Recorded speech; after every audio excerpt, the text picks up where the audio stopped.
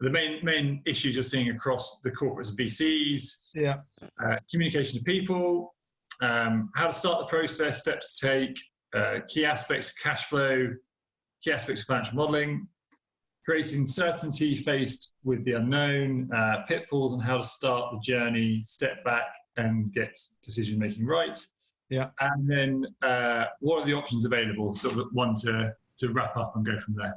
Yeah, exactly. Yeah. Perfect. So, right, shall we just crack on? Yeah, crack on. Yeah. Okay, perfect. I'll do like an intro, which will be embarrassing, and then we'll go through it there. Yeah. Okay. Hi everyone, welcome to the Growth Show. I'm very fortunate tonight to have Tom Pickering with us. Tom is a turnaround specialist, and I thought it'd be good to reach out to him to talk through what he's seeing out in the world right now and any advice he's got to leaders, VCs, PE firms out there right now. So Tom, thanks for joining us. Great to see you. How are things going at the moment? Yeah, very good, Nick. Thanks. Yeah, busy. Lots of things going on. It's the ideal scenario, really, for our type of skill set. Oddly enough, the one characteristic of a turnaround is uncertainty, and there's plenty of uncertainty at the moment. Yes, there is. And do you want to give the people at home a bit more on your background before we kick off? Yeah, sure. So the last proper job I did was I was a vice president of a US tech firm, and since then I've always loved a challenge, and over the last 15 years I decided to form an organisation that's turned around 200 businesses, and we did this with having developed a capability from the start. Spent a couple of years doing that, trained 46 of the best people to do that.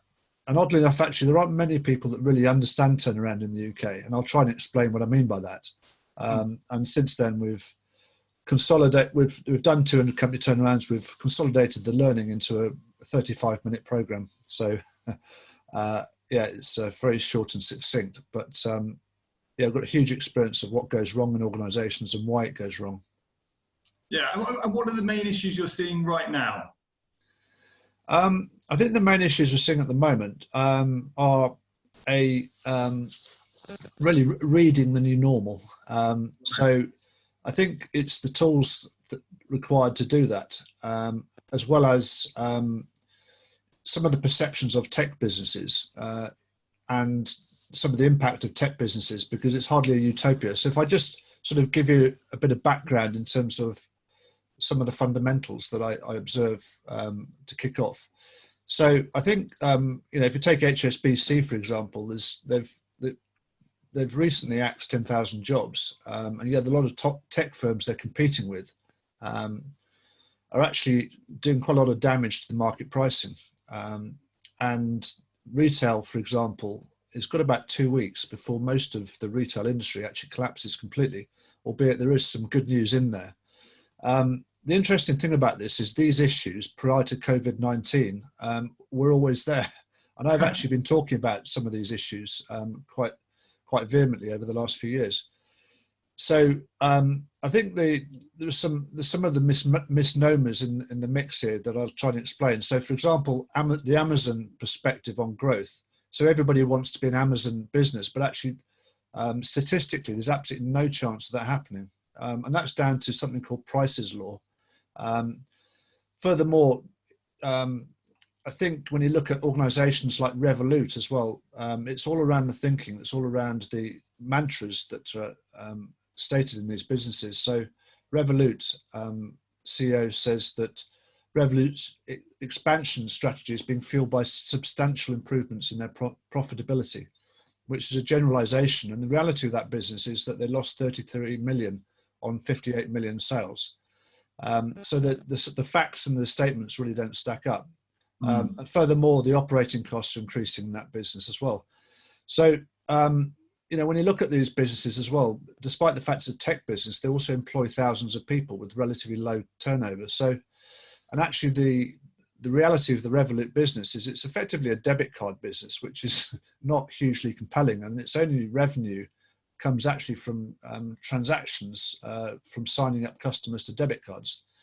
And if you take a slightly more sophisticated business like Starling, for example, Starling Bank, it's got a fantastic integrated product, but that said, they give away their core business. So the only way they make money, last time I looked at it, was through interest. So they've got this fantastic integrated service, which they give away. And that's really where the margin has traditionally come from in organizations. So despite the fact there's very low transactional costs, they're giving away that margin. Furthermore, we've done some work specifically in tech startups in the hub in Israel. And one of the mantras in that particular organization, it was a mortgage organization, was that it was a win-win situation, both for the bank and also the customer, which just didn't make sense. It just sort of didn't sound right. And this business started off with 4 million quid. It even replaced its CEO, but the mantra never changed. So right. it's very these mantras are very difficult to identify and actually very difficult to argue with. And even when you change leadership, they remain. And furthermore, there's a medical startup as well, which burnt 10 million quid over a 10-year period.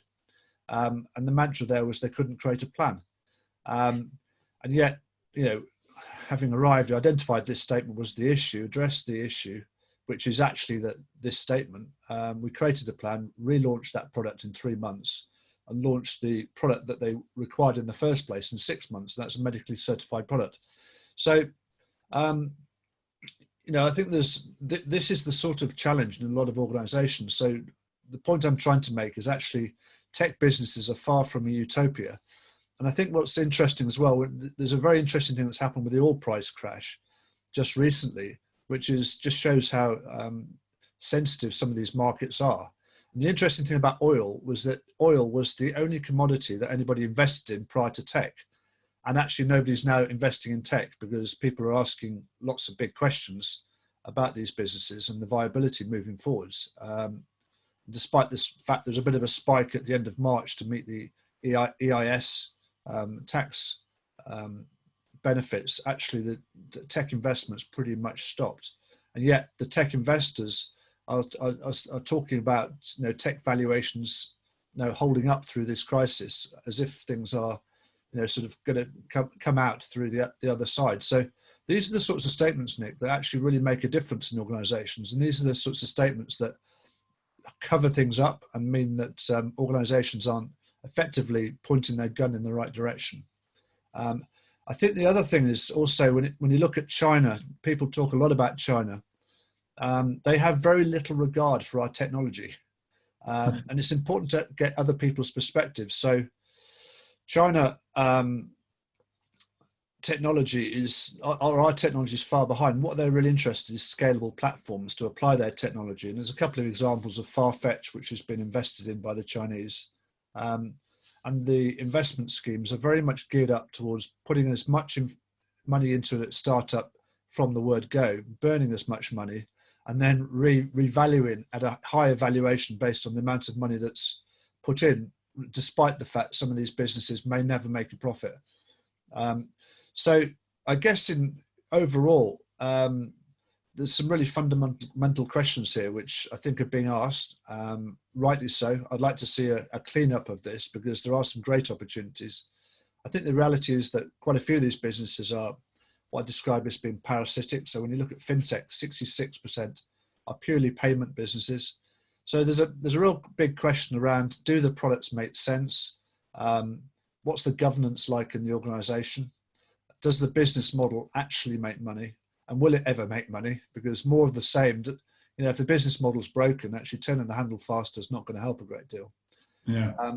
There's a real gap here in terms of really providing the right sort of experience into these organizations to get these fundamentals right. Because, anybody can give something away at volume. Give me a job, I can do that. The challenge of any product really is, is somebody willing to pay for it? Yeah. And what are you experiencing from the leaders you've met? Because one thing I'm conscious of, there's a lot of leaders who have not been through a down cycle before. So they've always been in pure growth mode. and now retrenching. What are you seeing from the leaders you're encountering? Yeah, that's a really good question, Nick. So I think this is very unfamiliar territory. So a lot of this isn't recognised at all. So in good times, people aren't asking the difficult questions. They don't need to.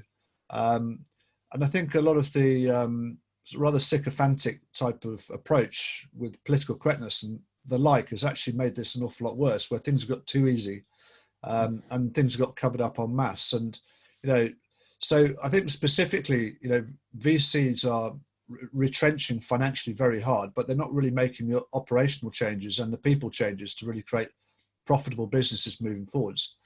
I think some of the large tech co's that we're speaking to are worried about, a board member of a large tech co contacted me and said, look, I want to know how can we become fearless in the digital environment. So there's a real challenge with people actually speaking up and saying what they feel. I think there's also a state of denial as well when it comes to thinking that somehow when we're through this, we'll be okay. And that's the sort of statement that creates stasis, when in fact, when you look at the facts, and it's quite difficult to get to the facts, actually, there's pretty much a global downturn. This virus has affected everybody. And it's to the tune of about 30 to 40% of the GDP. And, retailers are really going to get hit very hard. Construction businesses are as well.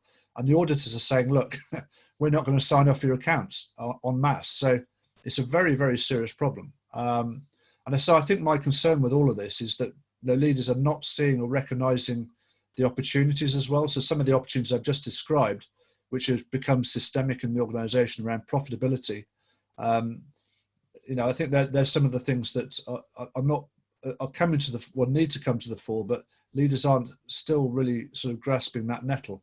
And I think the last thing is China is in the background, and I think there's a distinct danger that they may just come into the picture and just buy up all of the assets and that are left over at some sort of bargain price. So China has got a serious long-term plan. And the fact is as well that most UK CEOs only spend 3% of their time on medium to long-term issues, and the rest of it sort of chasing their tails, doing things. Right. Yes. And one of the things I would have thought is, one of the issues I see with people is they just don't know where to start, right? I mean, right now you're running through cash flows, you're checking sustainability of your business, and you're very much, I guess, on the tools. The second you breathe to step back, working out where do you actually work on your business, that's where I think people will come unstuck at the moment, right? Yeah, absolutely. So I think in a turnaround situation, people are absolutely desperate for clarity. Right. And it's surprising how unclear things become in organizations. So we studied this in the communication, and fairly innocuous statements can create a lot of unclarity. So people become absolutely desperate for clarity. They also become rather unloved as well.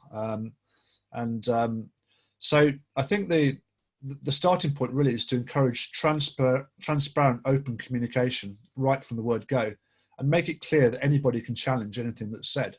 And that really just creates a quantum shift. There's another thing as well in the turnaround where there are winners and losers. Okay, so you cannot adopt a consultative approach, otherwise you just end up with one very large fight, which is utterly unnecessary. So, and that encourages people to contribute to the plan. So, the consultant decide, and it's very important to set that out from the word go to be clear. Otherwise, people think that you're going against the culture, and that creates an issue of trust. A very simple thing as well when you're having a review is not to interrupt people. Let people finish saying what they're going to say, but also to take on new opportunities. Encourage people to take on new opportunities, step outside the box, and support them through that. So this is really about putting people first and getting back to basics. And the interesting thing about putting people first is, if you put people first, they'll start putting you first, and that's seriously self-fulfilling. And that's one of the chapters actually in the winning thinking process, right from the word go, that people are quite unaware of, and it just creates a self-fulfilling prophecy. The second thing is to go for immediate implementation and engagement as well. And it's people are not naturally taught how to engage with each other. So if you say something to me, Nick, now how do I respond to you? No one really tells us or gives us a steer on that. And I think the to also to acknowledge the loss and fear. So there is fear involved with these situations. It's very important to understand the way fear works, and to describe what does good look like. Interesting enough, I think there's it's important to focus on the positives because your brain works far better positively. As it's pretty obvious, but actually the thing to be aware of now is actually previous successes. So we've run a number of seminars recently where people have been talking about even the near future, which is utterly obsolete. So it sounds like it's positive and building on other stuff, what's good in the past, but actually it's not. And the other thing is the core business. So what's difficult to replicate in the organization, that needs to be identified. That then is captured on a one-page plan in a very simple format with the interconnections and the timeline. And then when you're engaging with people, when I'm walking around an organization, I ask people lots of questions, and I ask people different types of questions to see, where their aptitude is at. And we need people who are the big thinkers as well as the transactional people, both are fine.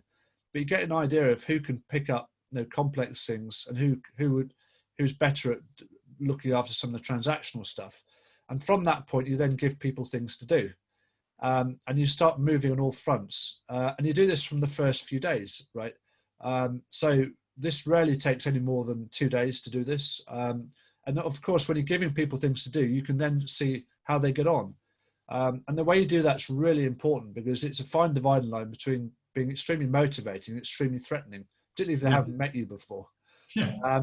And so that balance, that's really where our expertise in terms of getting that right. But when you get that right, it's incredibly liberating, and you're actually you identify who the heroes are in the business and the people who are saying all the right things.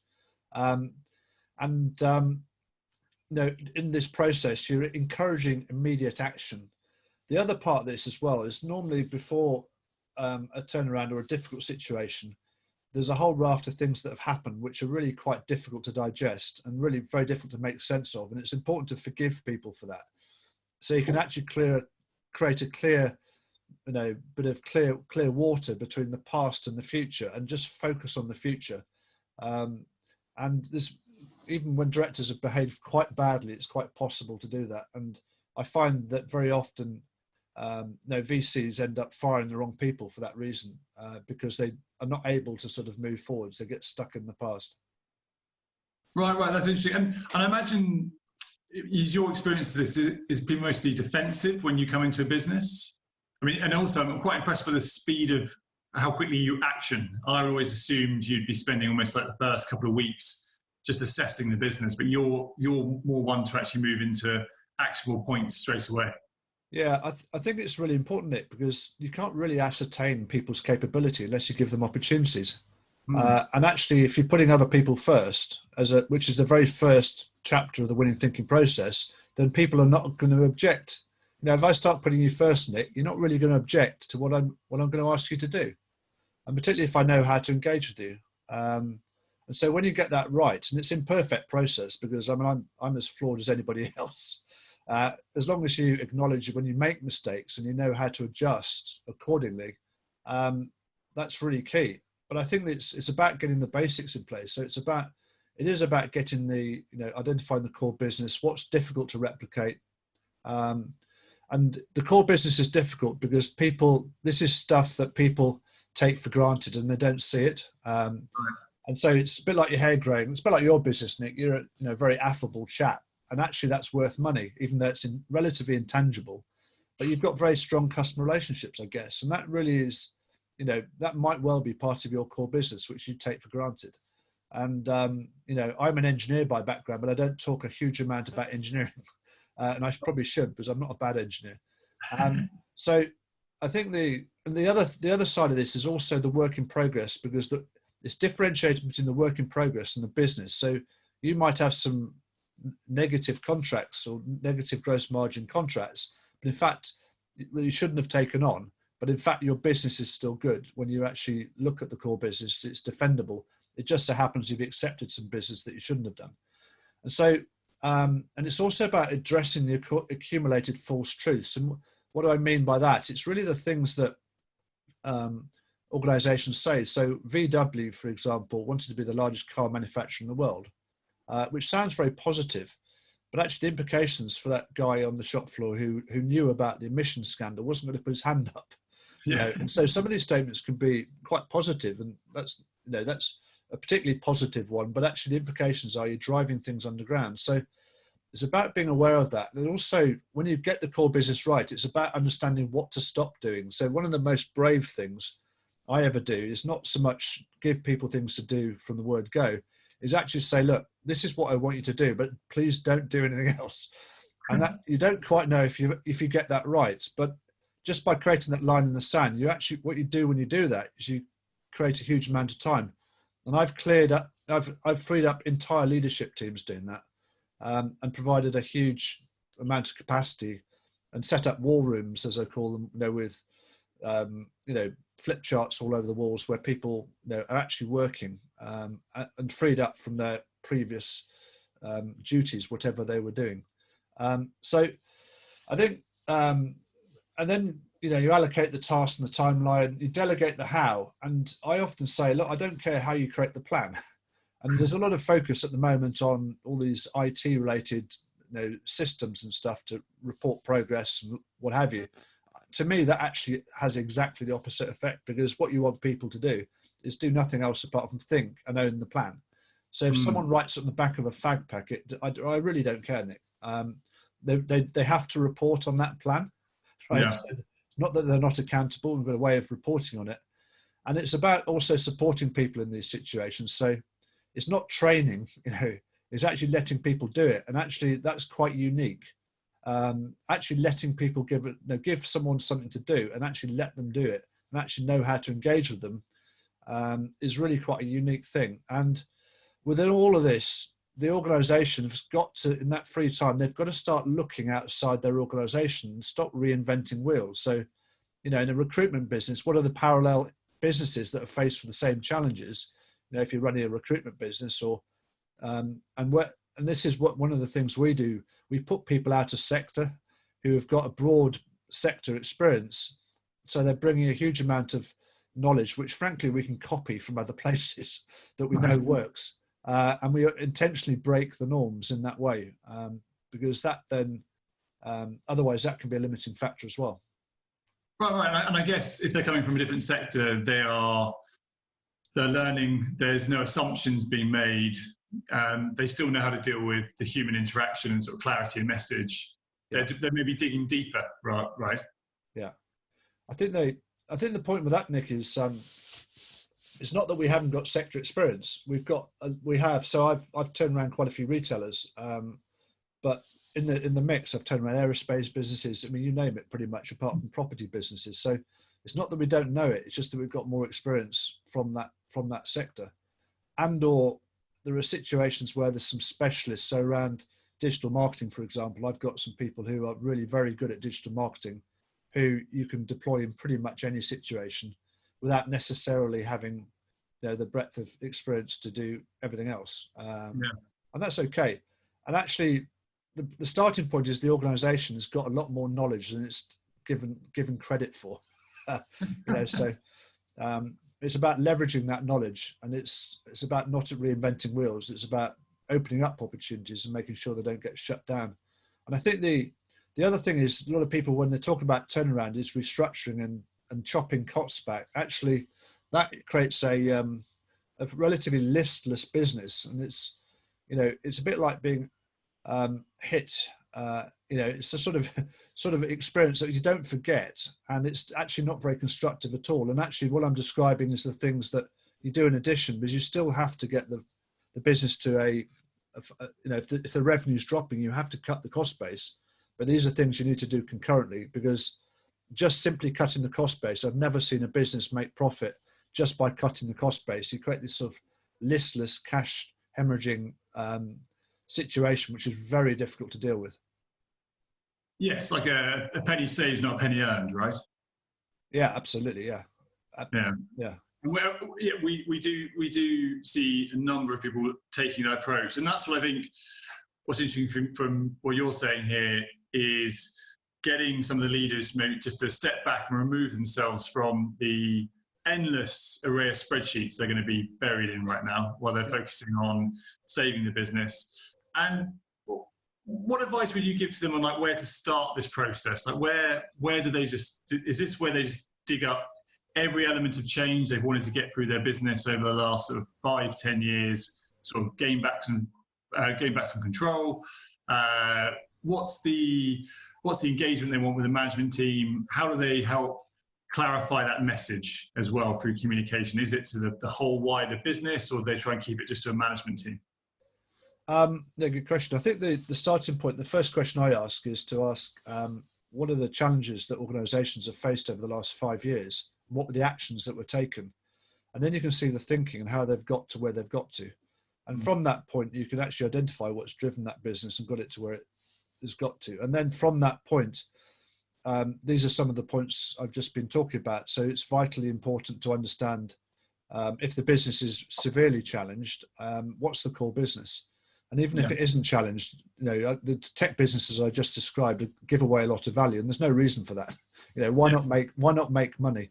I think the team aspects. So having done that, it doesn't take very long. You can then very quickly get a grip on actually where is it now and where does it need to be, and identify the actions in a relatively imperfect, top level sort of way, at a very high level degree of detail, and then you can start cascading and refining those and delegating the how and developing the what right from the word go. So then you can start seeing what people are capable of doing.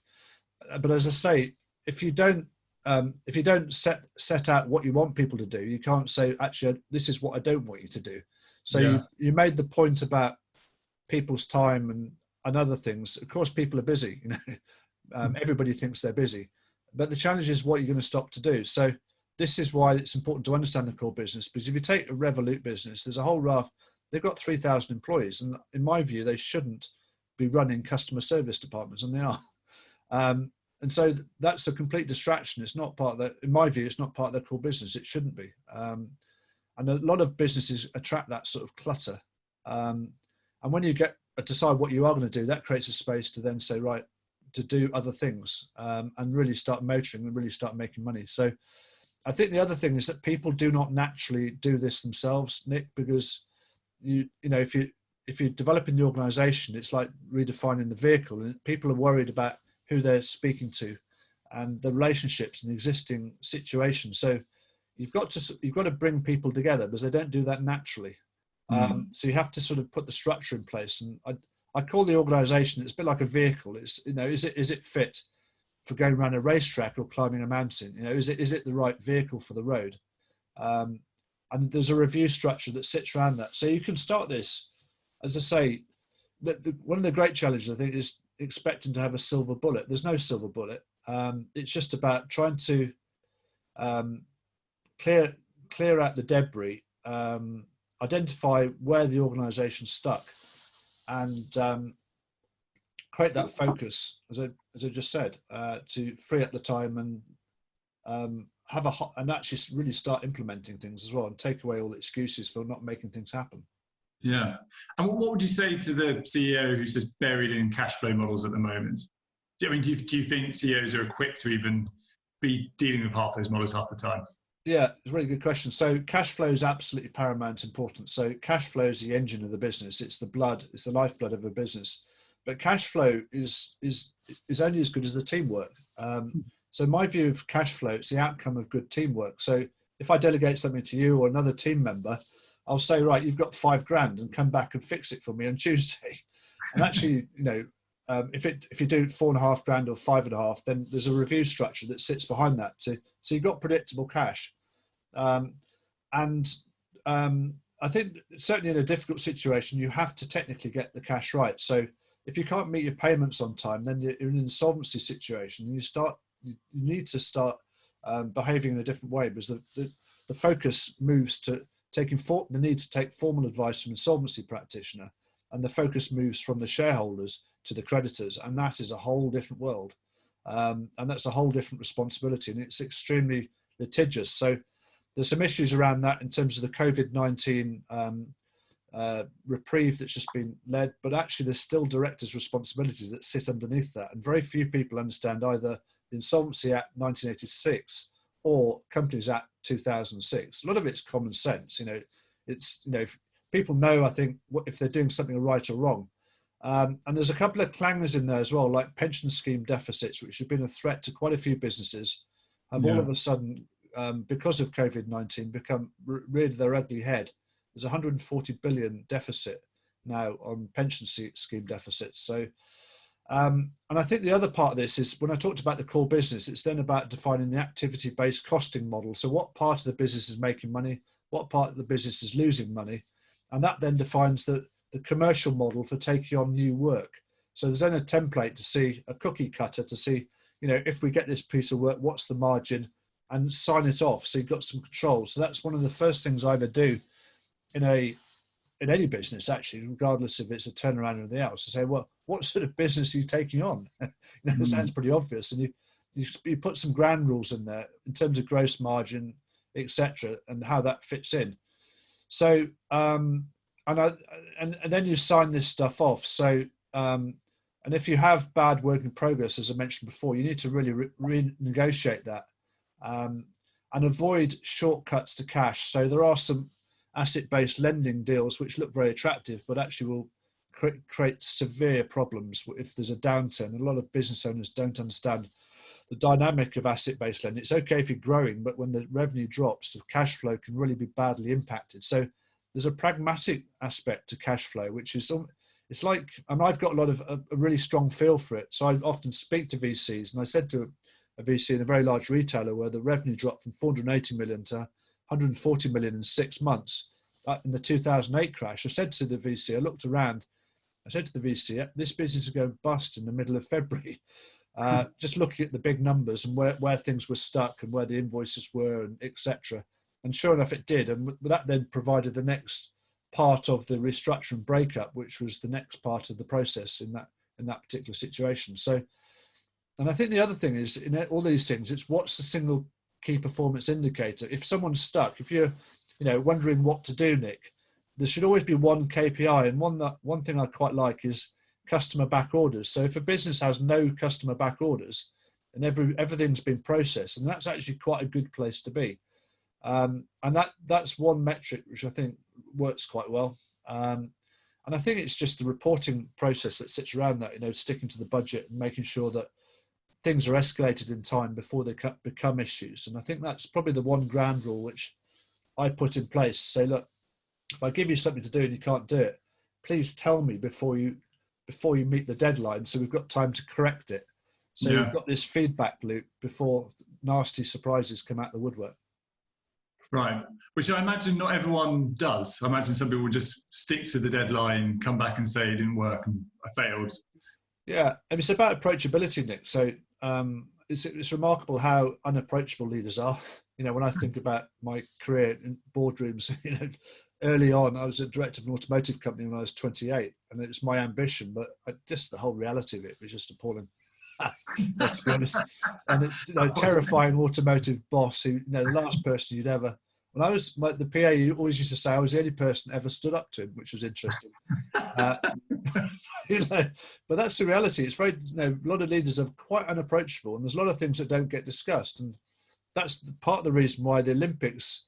When there was 10,000 security guards, no one had the courage to tell the boss, because that boss was pretty terrifying.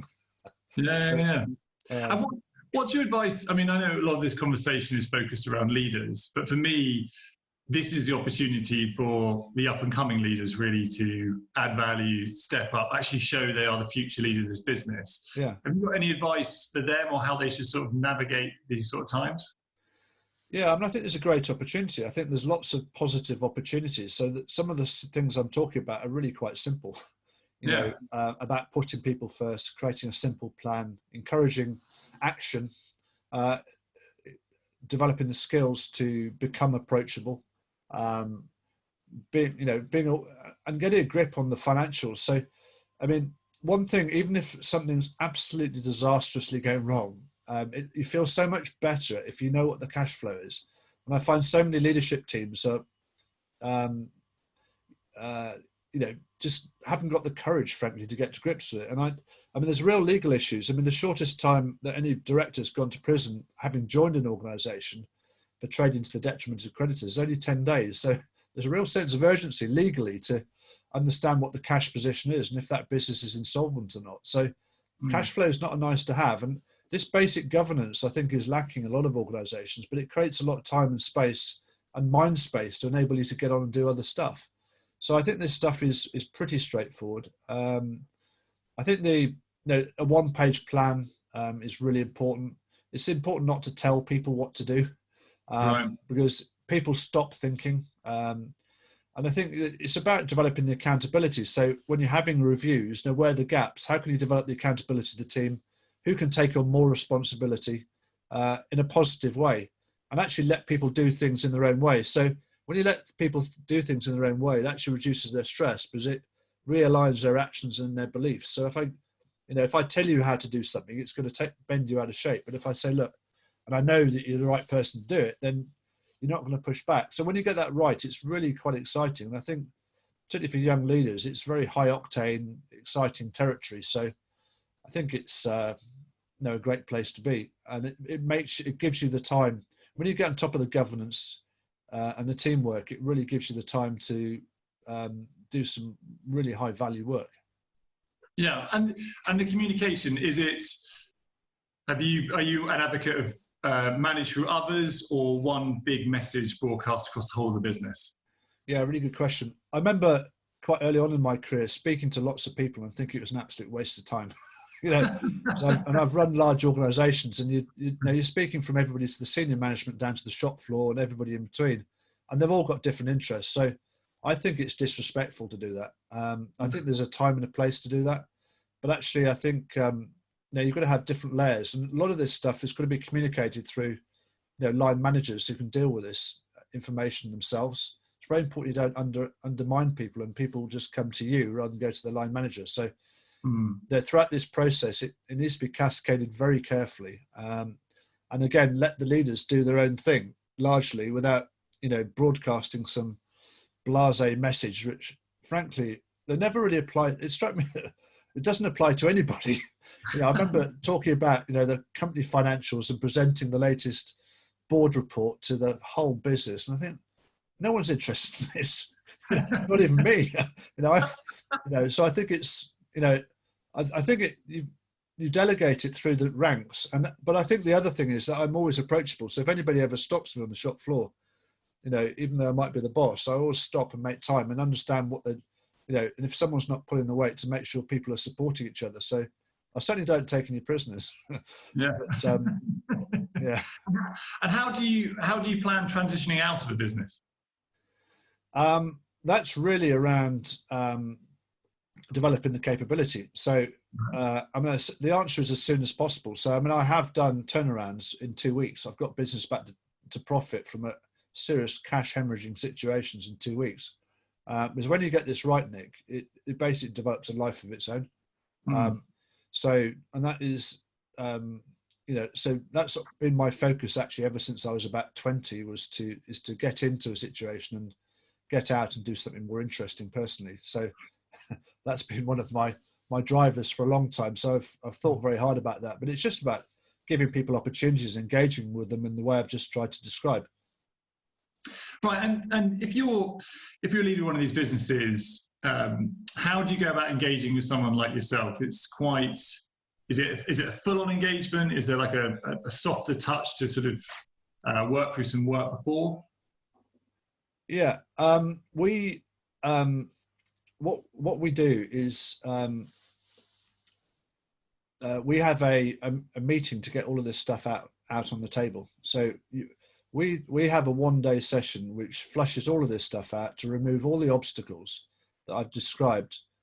So those obstacles are around some internal corporate fear. So quite often in this type of situation, corporate leaders are fearful of actually saying things which are too difficult to say and not selling their own product. We flush out things like, so the fear is a big issue that we address, and largely by putting relationships back together. There's mantras and generalizations which create roadblocks. So there are statements like, we don't anticipate security will be an issue because we design products from the start, which sounds positive, but actually creates a blind spot. And these create and online is cheaper. Online retail is not cheaper than bricks and mortar. It's actually 20% more expensive. And so there are statements like that and generalizations which create stasis, which create problems. And there's also shifts in thinking, which is about defining the new order. So there's a new order going on here. So there's an emerging new business, and the question is, how do you read that? So there's a recent survey done which said that only 9% of people want to return to their old life, whatever that means. And so if you take the growth in Zoom, for example, depends how you read that. You can either say, well, that's an increase in digital, or you can say that's actually increase in humanity. And actually, the critical thing is actually to get that decision right, because I think there's a definite shift in terms of a digital detox going on, which is very positive, and it's very important to get that sort of reading the tea leaves right, and also recognize what do good teams look like. So some of the dynamics actually get quite scary, and you're actually liberating the people who really care. And I believe, actually, I noticed that the people who really care very often get labeled as being toxic, because they don't sort of fit in. And actually, you need these people. And actually, this is what I describe as being diversity. So when you start getting this right, you get some interesting dynamics which become a bit difficult to manage. And I think as I said, the things like in tech startups, everybody wants to be Amazon. They won't be Amazon. Trust me, it's statistically impossible. And the other challenge with this is to make sure that people are moving fast, and delegating decisions, identifying the heroes, and actually addressing the bad news, because in all of this there's always some bad news. So you've got to be able to address both sides, and it's always difficult to pick up the phone and tell a customer that they're not going to get their product, or you need to double the pricing on a contract. But very often that's what needs to happen. Yeah. I think for me, it's my biggest fear right now is coming out exactly the same, right? Not using this time to embrace change, but also not getting carried away with the fact that, I mean, you've seen a few businesses who have gone completely remote now, and that might be a cost-saving play by the leadership, or they might have really spent some time looking into the fact that that is the best thing for the company. I think in the time frame they've made the decisions, I find it hard to believe. I mean, take some of our team, a lot of them have loved working from home, and then 2 weeks later, they can't wait to be back into in an office environment, where they can just share those little bits of information, bounce off each other, and the energy to drive each other and learn more than in a very focused remote setting. So my big fear is just that as a business leader, we are not taking the positives from this and really, really spending time drilling down into what are the bits we want to, what's the new normal for us to embrace going forward. I think that's a very interesting point, Nick. Something I'd add to that, we need to understand more about people. So this 1-day program that we run is all about people. So one thing about people is that people, the ideal situation for all of us is to be left alone and do our own thing, right? But that isn't healthy. And I've noticed because it's teams and interaction that check decision making. So the reason why people get together in a team is to check decision making, and also to make sure we're sort of going in the same direction. So I think there's a comfort at the moment which is not healthy. And when this bubble bursts, it's not a nice bubble to burst. And if people are not prepared, expecting things to turn out the way they will turn out, this simply will not. So I think I'm really concerned about remote working, because what you've just described is all about relationships. And I've noticed as much as people feel more comfortable, I've noticed also relationships getting more polarized. So people are talking less to each other, and that's very unhealthy. And we are very relational creatures, and we're only as good. I think there's a lot of focus put on individuals, but I think as a team, it's vitally important that teams, because it's only a team that actually improves the decision making. So it's a sum total of people saying what they think to improve something that actually gives you half a chance of hitting the target. Individuals are simply not able to do that. So I'm worried about that quite a lot, and I study the psychology of what's been said very closely using these tools, and I'm concerned that we could be storing up problems for the future. Yeah, no. I mean, just to echo that point, I think my experience of the lockdown so far has been my personal productivity has gone through the roof, right? You know, I've gained maybe 2.5 hours for the train journey. I'm, wake up pretty much straight on my phone, into my working day.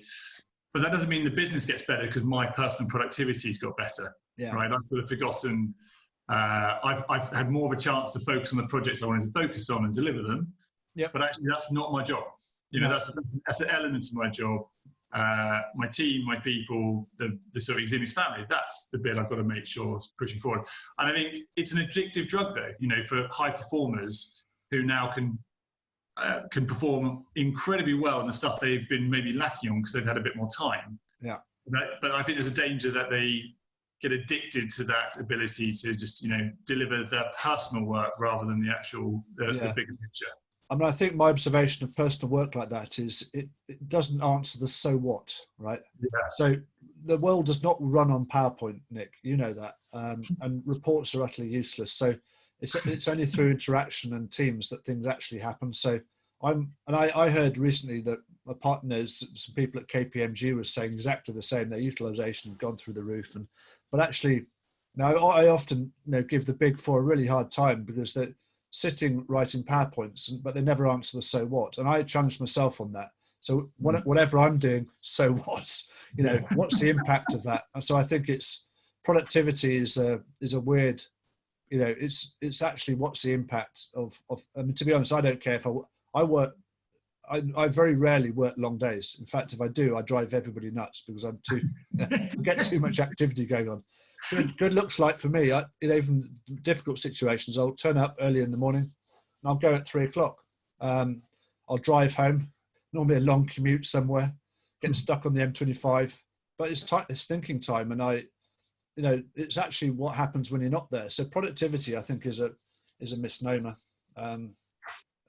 I don't care if people get the whole day's job done in 5 minutes. That's fine as far as I'm concerned. So, yeah, but you can see some of the pressure on leaders to maybe be seen to be productive in this time, right? Rather than actually maybe allowing that time, maybe allowing that day just to think about, spend time working on their business rather than in the business. Yeah, I mean, I think it comes down to thinking, Nick. So being busy is a great distraction, oddly enough, and it's a great way of avoiding doing what you really need to do. Which is actually to think through some of the tougher things. And I very often see, particularly in distressed businesses, a lot of busyness, but busyness in all the wrong areas and absolutely no thinking. And people do not understand people might think they're talking, but they're not thinking. Right. They're going through the motions, and thinking is really important. Otherwise you just get more of the same. And I think, if you consider some of the factors I've just described, which is falling pricing, falling profitability, pretty business models which are fundamentally broken, like tech businesses employing thousands of people, which shouldn't. They should be doing something much leaner and much meaner. There's always paradoxes, and it's about delivering a product and making money. But I think it comes down to two things. Business comes down to two things: making money, profit, and relationships. Yeah. And you can't. Profit and relationships are obviously very closely related. I've never known a business, this is one of my concerns about tech businesses, that actually make sustainable profits without a people relationship. There's no evidence for that. And I think it's, the people side of businesses and the interaction. And to a large degree, this remote working, I don't think is going to positively impact the customer at the end of the day. I think the customer could get a very bizarre experience and get pretty fed up pretty quickly. Because you haven't got that team aspect, and the business is likely to go off on diversions, not focus on what the customer actually wants. Yeah, and it's just through that that more stagnated feedback loop, right? There's no offhand remarks. There's no passing in the corridor of quick feedback. It's all very organised meeting, very controlled feedback. Yeah, where people are trying to impress maybe more than actually just talk openly. Yeah, I think that's right, Nick. I think I learned quite late on in my career that actually, I remember early on in my career when I worked in Lucas, for example, people speaking on the shop floor was a no-no, and I used to spend a lot of my time telling people not to speak to each other. But then I soon realised relationships really matter, and relationships only become important when things get tough. And this is Mm. one of the things I think that we've faced is actually when things get tough, the empathy and knowledge we have of each other. So I understand more about you, Nick, and you understand more about me, which is one of the things that we do in this one-day session to repair relationships, so that you get a much closer understanding. Because if things get tough, I tend to think, well, I'm the only person carrying the can, and that's a very common problem for leaders, which I've sort of got over a bit over the years. But it's a very common position, but it's a very bad position to take in terms of how that comes across to other people. Yeah. And micromanagement is an absolute killer of a business. So these people dynamics and understanding, the the interaction and developing empathy, because it's empathy that actually holds together teams in difficult circumstances. And if you haven't got those tools, so if you've got that remote team and you turn up the heat too much, the wheels will fall off, and it's very difficult. I rarely have difficult discussions on the phone. Um, I do run this program online, by the way, the one-day program online, because we're trained, we know how to handle, and video can just about pick it up, but we also do quite a lot of pre-prep to mitigate. So we've got people who can actually, be a set of eyes and ears, but it's so important, the people side of a business. Yeah, and I think you mentioned toxic people who are deemed to be toxic. Sorry, Yeah. And do you find this is the time that they come to the forefront of evidencing how they're not toxic? The fact they actually really care about the business, or they're passionate about the business, or they fight for the business. Yeah, and I think, Nick, the best example of this, if you ever run a customer service department, right. What the customers that people always reject are the people who get really upset, right? But the funny thing about those customers is they really care, Yeah. right? And beware of people that don't care, right? So if things are getting bad, who cares? And I really care. My team really care. Trust me. You won't knock the care out of me, okay? But that can make people unpopular, right? Particularly in an easy time when we've got this dynamic around this sort of sycophantic type fear of upsetting people, or fear of having not upsetting is the wrong word, but no one intends to upset people, but fear of having difficult discussions. But I can have a difficult discussion with you if I care about you. I know how to to have that type of discussion.